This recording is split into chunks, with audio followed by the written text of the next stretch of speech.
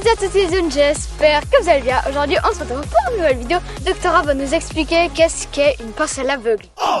Voilà, alors aujourd'hui Ellie, une vidéo consacrée à la passe aveugle. C'est quoi cette passe aveugle? En fait c'est très simple. Une passe aveugle, ça consiste à faire une passe à un de tes coéquipiers en regardant ailleurs. Donc ça a l'air simple quand je le dis comme ça. C'est juste de faire une passe à un de tes coéquipiers qui est peut-être ici ou qui est peut-être là. Mais en fait toi tu regardes ailleurs et ton corps regarde ailleurs. Mais pourquoi on fait cette passe alors? Cette passe on l'a fait pour surprendre, pour tromper ton adversaire. Ouais. Alors pour la petite histoire, tu connais qui fait des passes à l'aveugle? Messi. Ouais, Messi il en fait des belles, il y a Ronaldinho qui en a fait des magnifiques aussi, Zidane l'a fait aussi. Donc en fait effectivement, ils savent très bien faire des passes ces joueurs-là, mais c'est pas eux qui ont inventé la passe aveugle. Il faut savoir que la passe aveugle a été inventée par un Algérien qui s'appelle Lakhdar Belhoumi. C'est un grand joueur algérien pour ceux qui le connaissent pas. Et puis c'est lui qui a inventé ça. Et maintenant c'est toi Ellie qui va devoir apprendre à faire des passes aveugles. Et un football.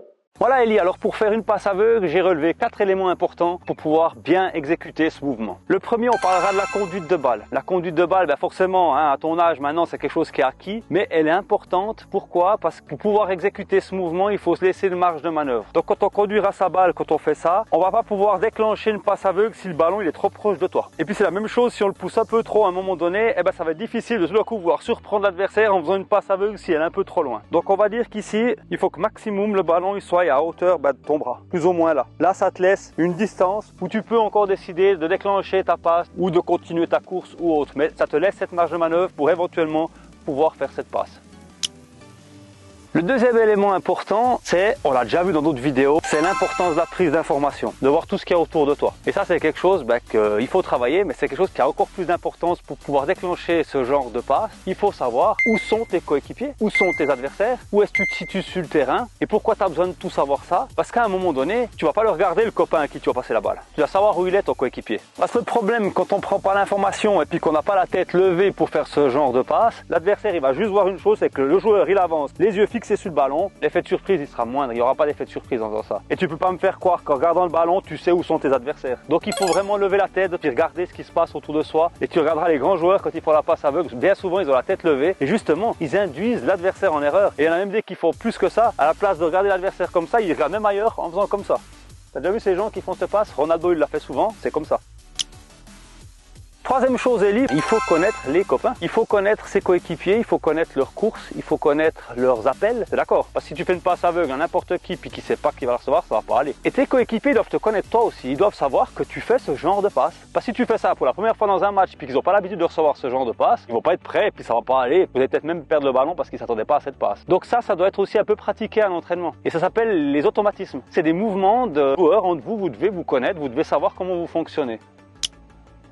Dernier point Ellie, ce geste il doit se faire dans un bon timing puis avec une certaine fluidité. Le bon timing, c'est de savoir quand la déclencher. Donc ça c'est aussi important de le faire à un moment donné où on se dit c'est bon, là l'adversaire il croit que je vais l'affronter ou que je vais faire la passe là-bas et tac je peux faire la passe de l'autre côté. Ça c'est le bon timing, c'est de savoir quand c'est qu'on va le faire. Pour être dans le bon timing, il faut que le geste soit fluide aussi. Si je dois réfléchir à comment je dois me mettre pour faire la passe, c'est un peu compliqué. Donc là on n'en est plus aux bases de la passe parce qu'en fait la passe elle va se faire avec quelle partie du pied? L'intérieur, bien sûr. Donc on sait tous faire une passe de l'intérieur aujourd'hui, on a déjà appris ça depuis que tu es tout petit. On va pas revenir sur les bases et demander à l'enfant de faire une belle passe comme ça. Tu te souviens quand tu faisais les belles passes de l'intérieur du pied où on devait être précis et on faisait des passes comme ça? Ça on va pas le demander parce que si on arrive à faire un geste comme ça lent, on n'aura aucun effet de surprise, on est d'accord. Donc ça va être quelque chose de beaucoup plus fluide. Donc le geste il doit être beaucoup plus naturel et plus, on va dire, tout doit rouler très rapidement en fait. Parce qu'on veut pas avoir quelque chose comme ça. Si tu fais ça, non, ça c'est pas une passe aveugle. C'est beaucoup trop lent comme mouvement. Une passe aveugle, on est d'accord, on est en conduite de balle, on regarde là-bas et tac, on passe la balle. Parce que sinon, il va deviner ce que je vais faire, ça va pas aller. Donc fluidité dans le mouvement, tout doit aller très vite, tout doit rouler très bien. Alors maintenant que je t'ai donné ces petites astuces Ellie, maintenant ce qu'il va falloir faire, c'est un peu de pratiquer ça, d'accord?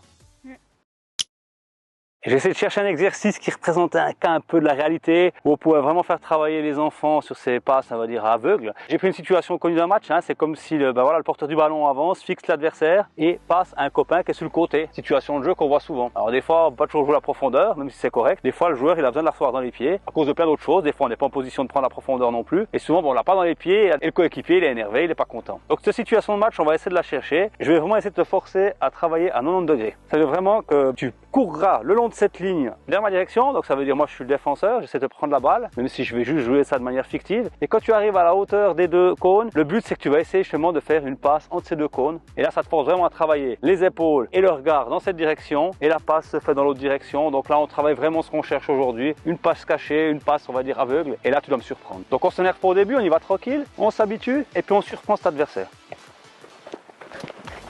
Elle est pas bien partie, hein? Ok, on va t'expliquer pourquoi. T'as vu, ta balle, elle est partie un peu en avant là.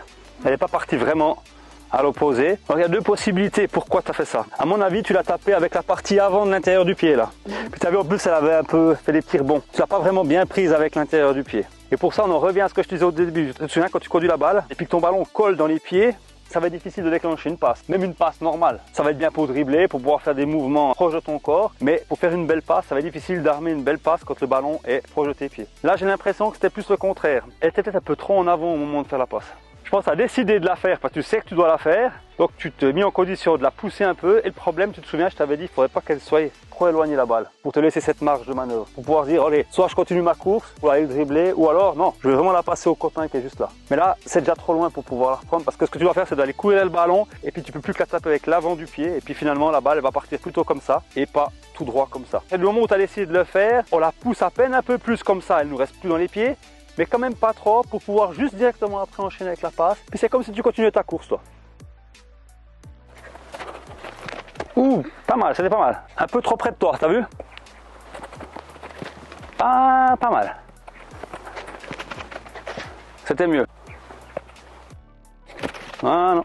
Alors, il y a une dernière astuce. Pour t'éviter, ce que je vois là, c'est que tu fais un grand effort pour pouvoir faire cette passe comme ça. Cet arc de cercle que tu fais là, ça il est inutile puis il te fait perdre du temps. Donc pour t'aider, ce que je te demande, vu qu'il y a cette ligne ici là, au milieu, c'est si par exemple tu veux faire ta passe ici, parce que ton copain il est sur ton côté gauche, ben tu vas t'arranger pour que ta dernière touche, elle soit plutôt sur la gauche de la ligne, côté où tu veux faire la passe. Comme ça c'est plus facile pour toi de faire la passe.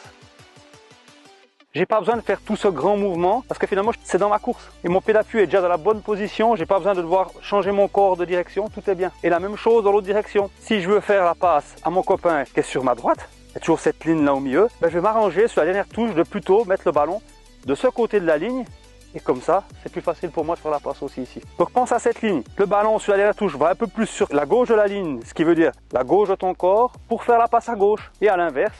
On pousse sur la dernière touche, on pousse le ballon plutôt sur la droite de son corps, ce qui fait qu'on est sur la droite de la ligne, côté droite, parce que je fais la passe du côté droit. Allez, on essaye de voir si ça fonctionne. Avec toutes ces astuces, ça doit marcher. Pas mal, Eli, pas mal, c'est pas mal. Pas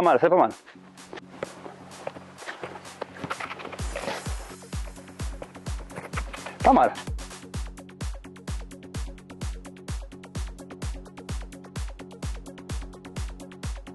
Ça, c'est bien.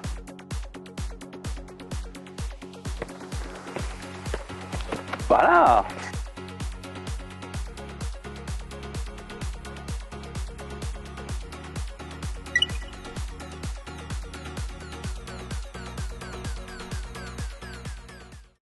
Donc voilà, c'est une petite vidéo. Je remercie Dr. Raph pour son exercice et ses explications. Ben, merci à toi Eli, voilà, c'est une première vidéo sur ce sujet, la passe aveugle. On pourra approfondir le sujet sur une prochaine vidéo, c'était une introduction, j'espère que ça va vous aider. Et puis ben, maintenant, il faut mettre ça en pratique avec ton équipe. J'espère que vous avez aimé cette vidéo. Like et abonne-toi à ma chaîne, mon Instagram qui a été créé juste ici.